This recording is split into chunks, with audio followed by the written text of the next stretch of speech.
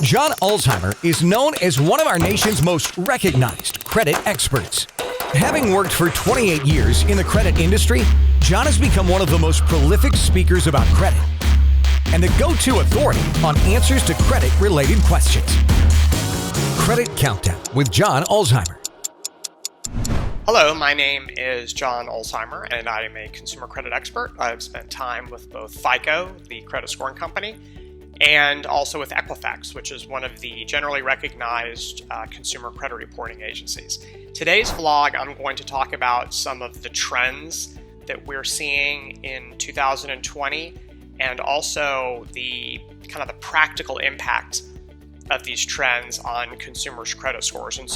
And these are not only trends now because of COVID-19, but these were also trends back in the wake of the 2008-2009 economic meltdown. And these types of things that I'm going to talk about today tend to be cyclical and are relative to kind of large-scale disruptions in things like employment and credit availability. Here's what we're seeing. We're seeing a trend, and there's been a lot of articles about this in the news, so I don't think this is anecdotal.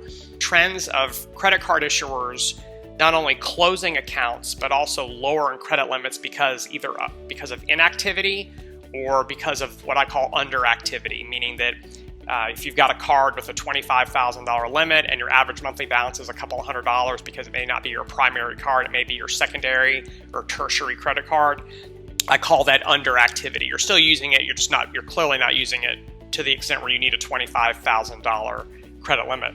So what's happening is some credit card issuers, because of what's happening right now economically, are changing the terms of your accounts to be more in line with not only your level of risk, but also with your level of activity and usage. I personally have had two of my cards lower the credit limits because they were what I call underutilized or I had very low activity on those cards. So it kind of made sense. The impact of this could be problematic for your credit scores, and here's why.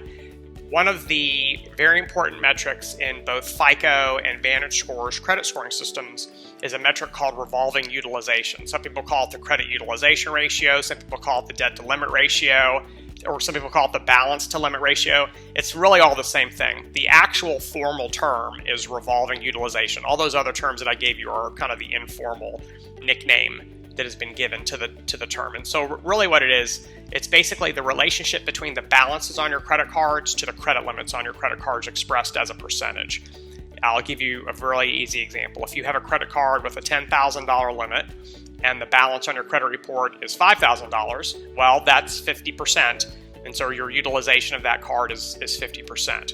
And it's always going to be based on the balance on your credit report, not the actual balance at any given time on your card account. So today, you probably don't even know what the balance is on your credit card because you may have made a payment yesterday, you may have made purchases last night, you may have had something auto billed to the credit card earlier this week that you didn't think about. And so the balance is really kind of this organic moving thing. It's dynamic throughout the month, and really the only time that you know what your balance is when the credit card issuer sends you your statement and you can see, oh, my balance is $5,000.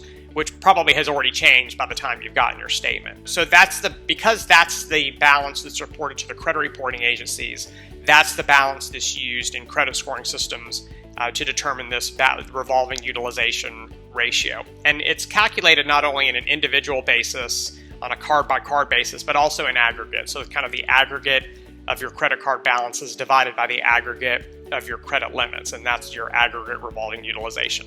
The higher that percentage, the fewer points you're going to earn for that metric. That's a very important metric. It's in the category of credit scoring metrics that accounts for about a third of the points. It in and of itself is not worth a third of your points, but it's in the category that's worth a third of your points, and it's a very important metric in both FICO and VantageScore's credit scoring systems. And so you want that ratio to be as low as possible, especially if you're about to go out and apply for a mortgage loan or an auto loan, and you really need the highest credit score you possibly can earn because it means the lowest interest rate or lowest APR, and it can save you money, obviously, in interest over the life of your loan. And so because of card issuers lowering limits or closing accounts, you actually lose the value of that unused credit limit in that balance to limit ratio math problem. So if I'll use the same example we used a moment ago. If I have a card with a $10,000 limit with a $5,000 balance, that's 50% utilized. That's not great. It's not horrible, but it's also not 10%. You really want to be below 10%. If my card issuer decides to lower my credit limit from $10,000 to say $7,500, now instead of using 50% of my credit limit, I'm using 75% of my credit limit. Wait a minute, let me make sure the math is right. I just want to make sure this math is right. Okay, ready? So 5,000 divided by 7,500. I'm wrong. It's actually 66% of my credit limit that I'm using. So I went from 50% to 66%, and I've not done anything different. My balance is still the same. I haven't charged anything more. I didn't do anything wrong. I'm using my card like I normally would use it, but my utilization ratio went from 50% to 66%. Let's just say hypothetically that my card issuer lowered my credit limit from $10,000 to $5,000. So they actually lowered it to what my balance was. I don't need a calculator for that. I went from 50% to 100%, and that's not good for your credit score at all. So that's the practical impact or the downside of having your card issuer lower your credit limits or close your accounts. And that's also one of the reasons why you always hear people tell consumers, don't close credit cards if you're not using them, because you're going to lose the value of all of that unused credit limit in the math problem. So that can be a huge issue. It's not also just underutilization or underusage of the card that can cause credit card issuers to kind of rethink the terms of your account. You can also almost force the hand of the credit card issuer by doing something that they don't want you doing. One of those is things like some people call it credit hacking, which is essentially what some consumers do. They think they're beating the system by doing this, and I can tell you they're not beating the system. They're actually punishing themselves. They'll actually open a credit card just for the rewards points and never use the credit card and close their credit card after they've used the rewards points. And so it's either called hacking. There are some other terms for it. Well, credit card issuers are not stupid. They can see that you've applied for other credit cards in the past because there's going to be inquiries on your credit report. They can see that you've opened credit cards recently in the past. They can see the account on your credit report. And so credit card issuers will take punitive actions, and they will either cut your credit limits or they even shut your cards entirely because they believe that their reward offers are actually being abused by consumers who are essentially just kind of surfing from one card to another card to another card and essentially riding the rewards points in that example. And so you see blogs about this. Hey, I got my free trip to Hawaii because I opened 7 credit cards. That's great. Now check your credit score. It's not going to be very good. So I always advise consumers, look, play games with your kids, play games online, play pickup basketball with your buddies. There's plenty of places where you can go play games. Playing games with your lenders, not a good idea because lenders typically don't enjoy that type of a game. So they're going to take punitive actions against consumers in those scenarios. So the best way to use your credit card to avoid your credit card issuers doing something like this is don't open a card just for the rewards points and then immediately shut it. That's stupid. Use a card because you want the card. Enjoy the rewards points, of course, but use the card because you actually want the card and you're going to get value out of it. Number 2, it's hard to avoid the card issuer from closing an account or lowering a limit for under usage, especially if you simply don't use that card very often. So what I always tell consumers to do is pick 1 or 2 credit cards that you really, really like and use those cards for all of your credit card related purchases. That's usually going to be something like a rewards card, maybe a miles card with an airline sort of affinity relationship, something where you're getting cash back, or some other reward that you're getting that you really feel like you're getting tangible value out of that relationship with the card issuer.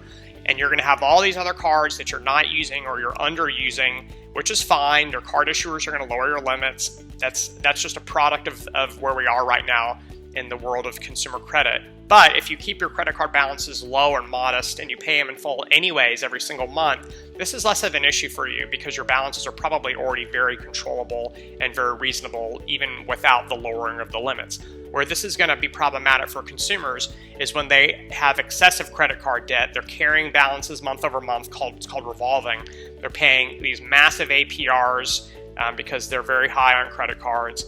And when the credit card issuers start to lower the limits or kind of chase the balance, if you will, those are the consumers who are going to see their scores suffer the most. So don't be that consumer. Be the consumer who can write a check every single month or online pay and pay the card off every single month because you're using the card responsibly.